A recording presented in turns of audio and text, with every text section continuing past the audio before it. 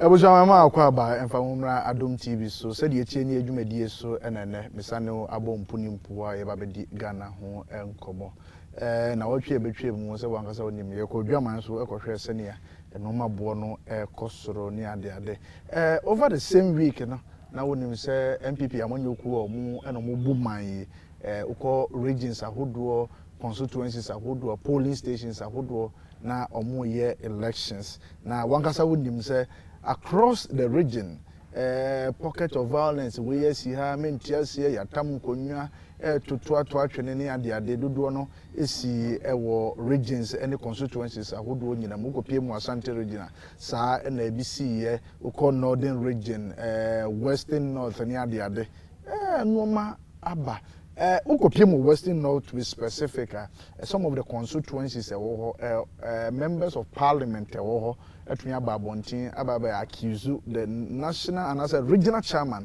or say onu eneka homa sa abasa yo no etumi esi wo ho a ekade nanka obi eya hwere ne nkwa ewo ho uko akontomra constituency enkrofo aka ebi wono ho sa nso na ukopie mu obudi constituencies enkrofo nso ebo ni din ne ade wo ho na yepese ni din komo ne ebisa nse adanti no no eye chairman of the region na enoma sei koso na nipa hudu a omodi tintiman no ebo ni din se wono na supervise pocket of violence was our constituency ni mu a wontumi enhwe ema komiye anase abutre anase peace entumi emma sa constituency ankomo no na ye ba bedi yehwe a ne yahwe as a country bebi e yakwakoduro mampanyi agi atum se economy ni sese no esi ni trase kwan bensu ni ebe faso epie edi yefiri mu sankomo no enene ye babedi no ha sani amadi kan aka che no Western North Regional Chairman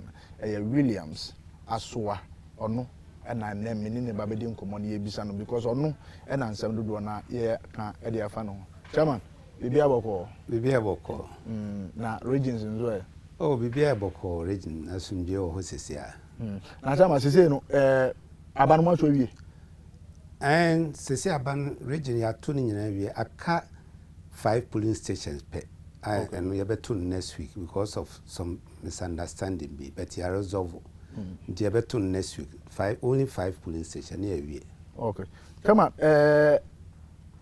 one of your members of parliament honorable Tete Ababontin Ababa accuse you say from unknown constituency election no who bodyguard a no say your driver no supervise nkrofo na ye bu nkrofo ewo sa constituency ho adentina wo tumi ma wo bodyguard na say wo driver etumi yes ade your madam say in the first place no asem na MP ne kan nya no enye nokro bi anim one me ko ba bia me ni bodyguards because won say bi mu di ma che o mo ye party supporters a ye campaign na no mo na ko ntimi ankasa person me ni bodyguard number 2 me driver kura on free ho of Eastern region nti enya me driver na okoye bibia na ne to so biem say me won say MP no all kan sansem no at the time I started elections na me ni region mu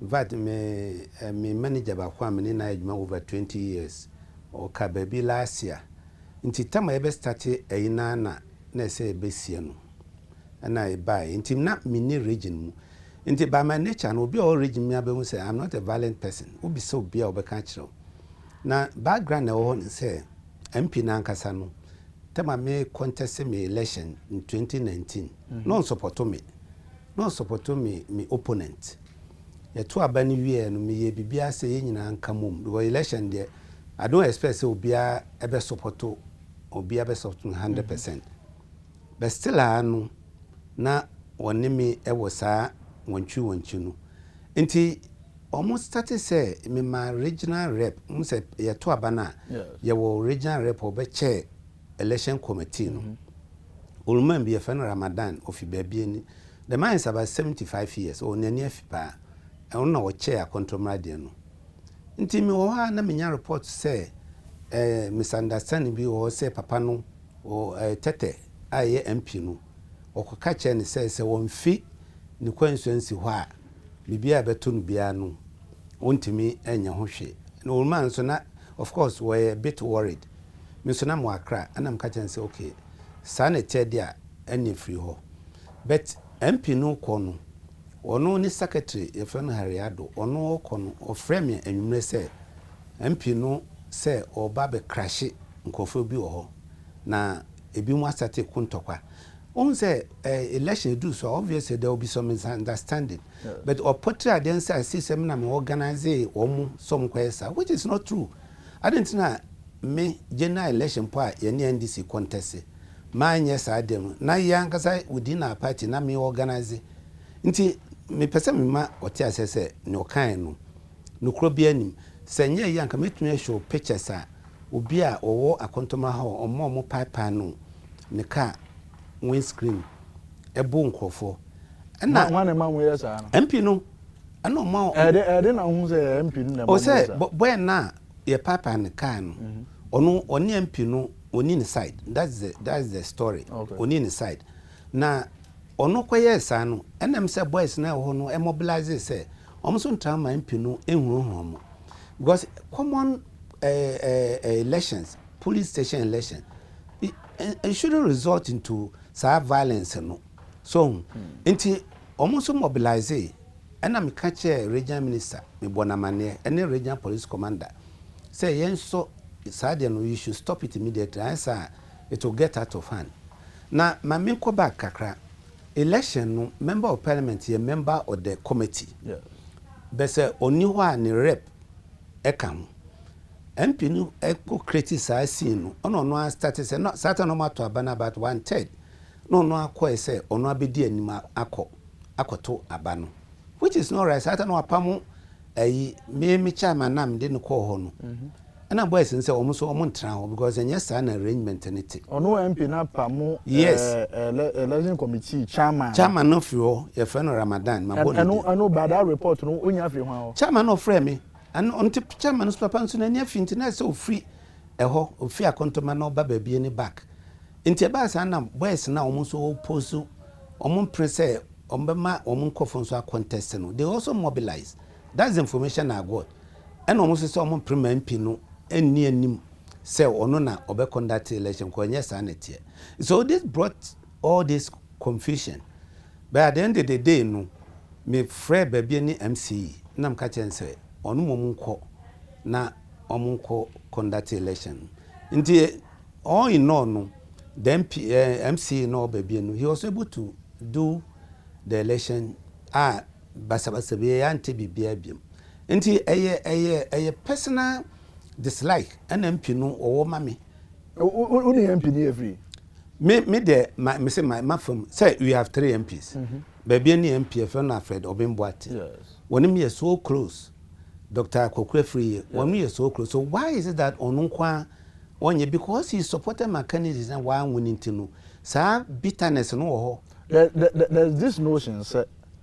Yes, wababe we need seat, no. On free ho on one kasa babo on tian baba kasa. Even the time wa all any campaign even to get the seat for the NPP, no. Na mun support no. Oh, and I make her say, Sebi, say we MP. Now be national studio so and I say radio station now cancer say yeah support it's rather unfortunate Sebeka Fra adeba compensate children say western of one settlers say no they are about 40% and I say you for nankasa is 60%. It is our MP and yet 40% no and almost 2 man no be MP both part of the 40 and the 60%. Enti me personally, so obeka no kra. Oye na or donate during the campaign no donate sewing machines ni ade yama nkofo bi kro bi se fe no fa kabra. O invite mami ko ho. Me ne na potra ho na ye distribution. Me wie na me san kwaye campaign. Me ni Muslims so ko ma so dem ye bibia. Enti se o ka se yan support na ne ho ye mwanwa.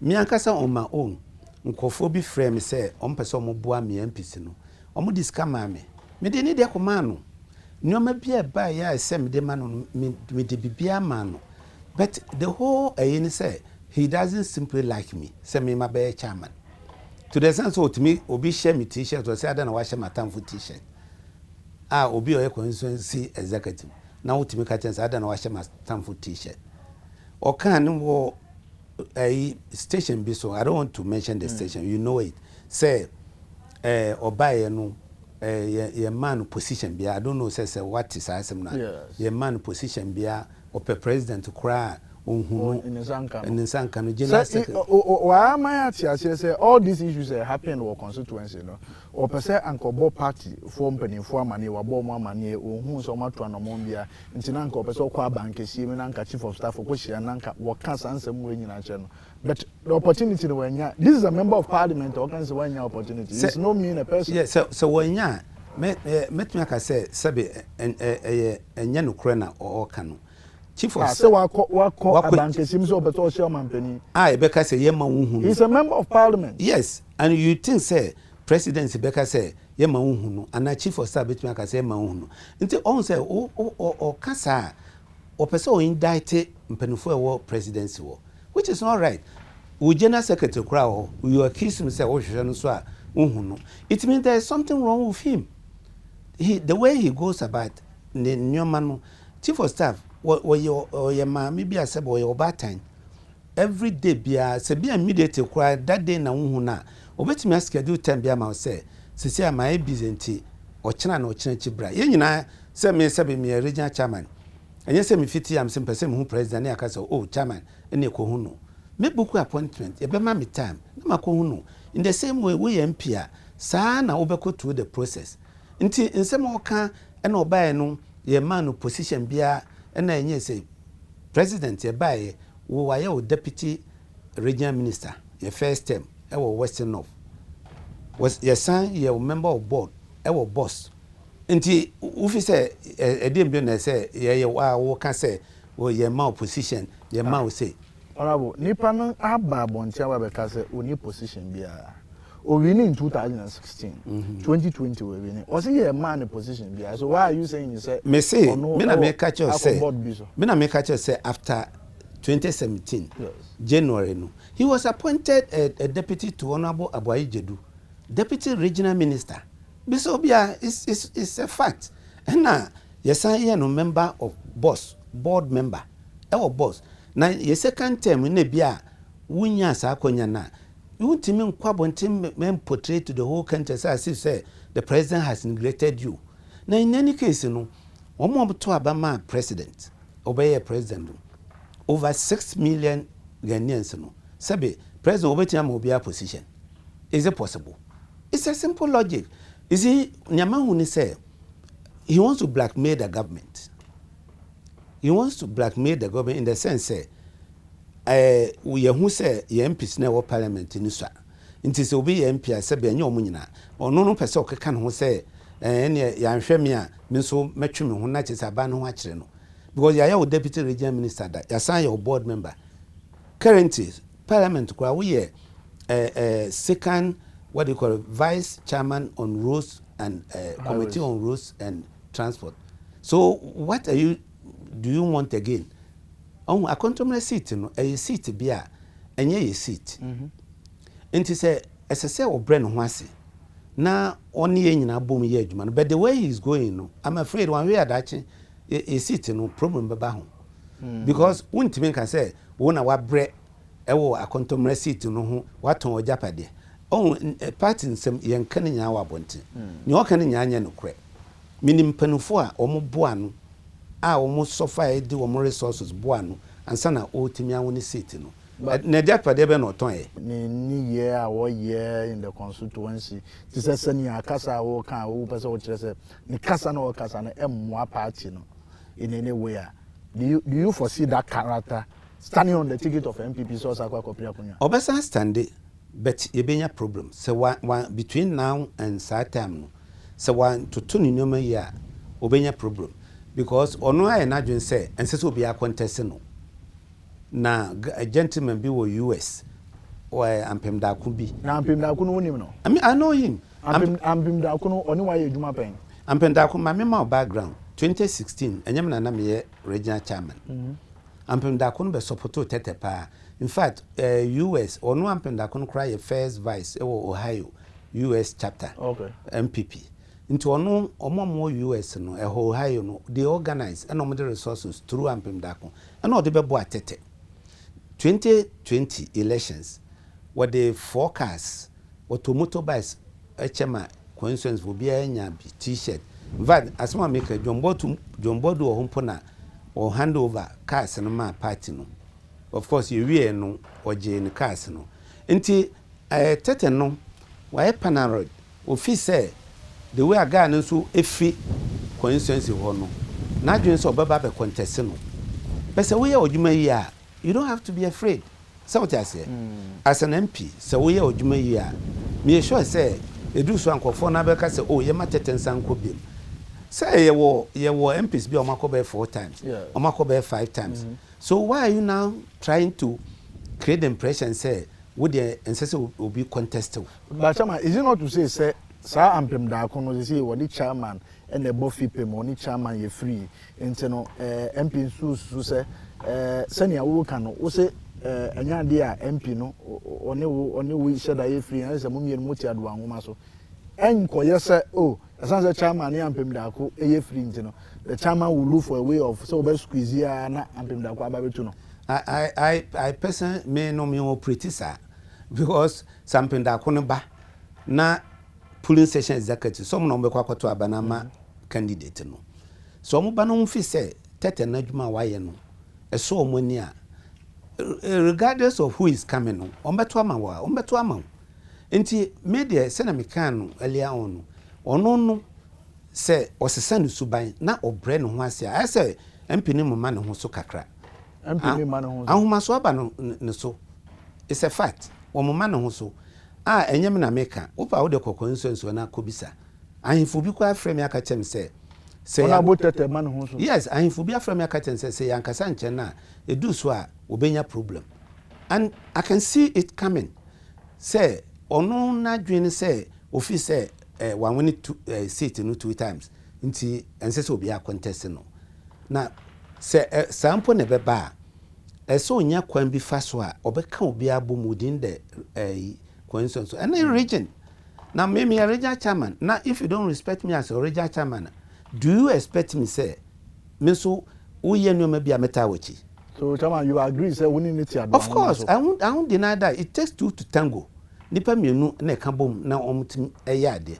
Nti enye se me nto adoanwoma so no recognize say regional executives wo no me in charge. Was ono say odika accountable as independent Constituency nti region ne bebia emfa no ho na se wo yes ha na che se wo na wo create problem ama wo any party no and enya dia me pe ask yourself say anentina 3 MPs na me one out of 9 no 2 there I don't have problem with them me no mo ye adwuma every day we talk na ono nko ano o create sa problem no. That is the question he himself should answer. Now, honorable Ampem Dako no wedi nkomo waka che say bia going forward no ba be contest. Oh, not at all. In fact, Ampem Dako no atre US a che wenyon a gentleman say since early 40s. Okay. So until also we na juma we management accountant US. He has a good job there. Me no, to be honest, me ni nkomo say wo interest and say only interest. Okay. But I'm say MP no wo hwem a wo de boa Ampem Dako de boa nya kontomra the region no. When you that impression say Ampem Dako no nya obe challenge no. That's why he's doing all these things. But seminar wo de won ready Ampem Dako so be contest no. No.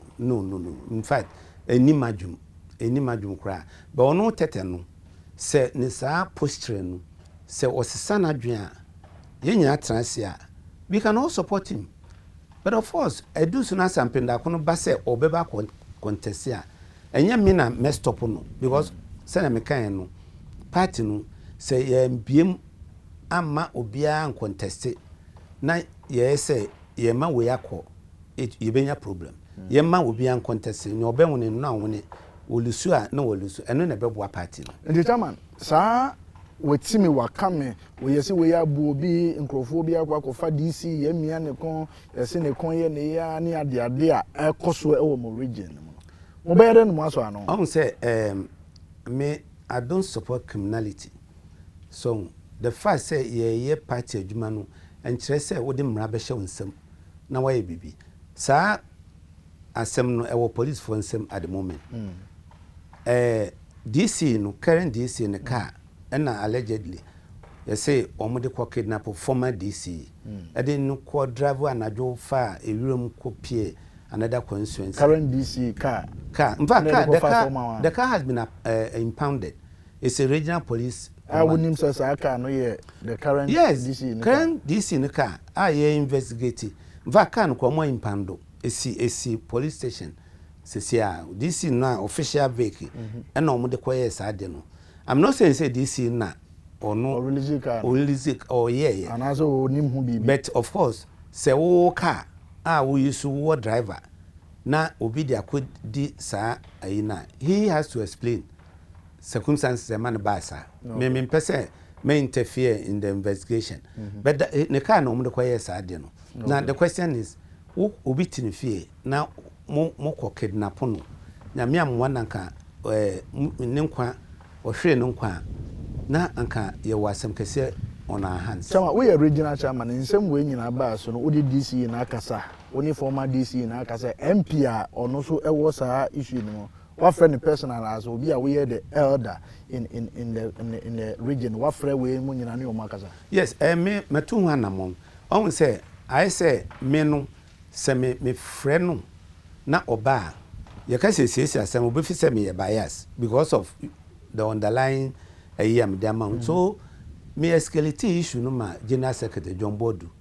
Nti John Bodu invite ye nyina including MP no ene Constituency executives no election committee no e be share Accra ena ye resolve sa issues eno ka ho na ma ye koto abana asomdwe bai. But I say me so me kan krom say as to the relationship between us na aye frosting no that has not been resolved. Nti me makache John Bodu say on fre ye menu because we need to sit down and talk about this issue. And yes sir ye benya problems. Okay. And yes anti makache John Bodu no say me mayento abani we he will take it up. Constituency chairman na owo Samsahin constituency nso aka say look chairman wo moa who say nsem wo kan na msre sa bodi ho e ho na me free. So what you say na ma men kan samba kwenche say for the first time body constituency no body krom ho no e ho na Samsahin free e ho na me papa nso free e wo 10 polling stations e na wo ho ye nto abama NPP enwone da e wo sa 10 body stations in fact for the first time enna minti NDC for a free NDC aba NPP e doso Emma Nanado ebiti John Mahama for the first time since yes since 92 me problem no omanya ne say they were expecting sanka year to abano na mennyoma me ankasa mobilize no na kam dia mamu say o munji na mfanye we munyi mfanye we party nyoma e de ba me de ma wo mu say ni the party ne dia ba be me am ade ama resources am mobilize no I me ankasa na me di anim ede eye adwuma nyina ha na me ntu nkram na ye ba ye betu ankomodi die so ye kwa ba me da safa so wa hwe video say your friend ye be here wo ma ne say o be subscribe share like it na comment na videos be brain na be grow se be ya fofo so a show no o be unu se pa Adom TV Adom FM ye wo de mama me da say option e kwaya ya sen abaye toa enkomo no so e wa ha say ye free Western North afi omo mubu man na nkasa no president ababontin wakasa say the oman na duru no your mind say Ghana say tibia e wo mu o man panya ma ya tia say what difficulties say no man no ne kotodwe no say for man sa MPP for na mbaji amemu no Jama pempenso mo di eduru ni enye ye na ye di modu sam pempenso no ida so ho and that's all. And that's all. I won't say, and this is for no, or man, no, I did. Or my imagine say, on the cancer Magunko for assume say, abandoning yadi, wouldn't say, measure say, de bano. Wouldn't say, what's a watching from Mumpo say, ye bet. And this is one that can abandoning yadi and answer situation or grounds. Oh, meant to me, can say. New Maya Rose, BBI a coso. In fact, said Doctor Crying, I say, come market. Of course, no more walk was through. Inter person may use to figures, inflation cry a kay. You buy a 15 point something, this is number 17%. Now, what you by the end of the year, no, Ubun Semikai, Numa Bay, no Bay, yes, Ghana for Yenny, that's what Papa, because a ban in Shisha or de Abano, a Shisha, a modern. Measures more ding, Papa. A Ghana for a bimia kakra as the same mechanical because your case 2 be paid to 30%. We see when I 2 pays to 30%. So, who bet you kakra? Benina I could antis wobeba. Oh, I can go for a and yet, public servant as a civil servant. Okay. You walk category of people which is government appointees. Yeah, precisely. Government appointees. So be answer sacrifice. Intimation fees anka ye MPs no so both sides. Almost sacrifice anka beboy. So, mama na se. Nso mda se. Na me so measure boy say next year by this time na me da so di chairman because we say not for no. Omo dey give me pa. Okay. Omo say and say no. Sir, elections on Bacon this year now. May and I'm Bacon regional contest. Yeah, and the men win, and there's no 2 ways about that. Some other over GDA power. No, and you're not making. Would they have be from Menwini? Who be a baby I met to know. Oh, be over baby I met to know. Be back. So, want it and change and win to me your muti. But me, my aim to say my ba. So, Tibuja, me does the Sonia that general transnational empire at the Mount Sanyan coupon on Dumo non count. One fan at a bank no and cut out so non shall who and must be another fro. Yes, I trans na yedim komo. That's it.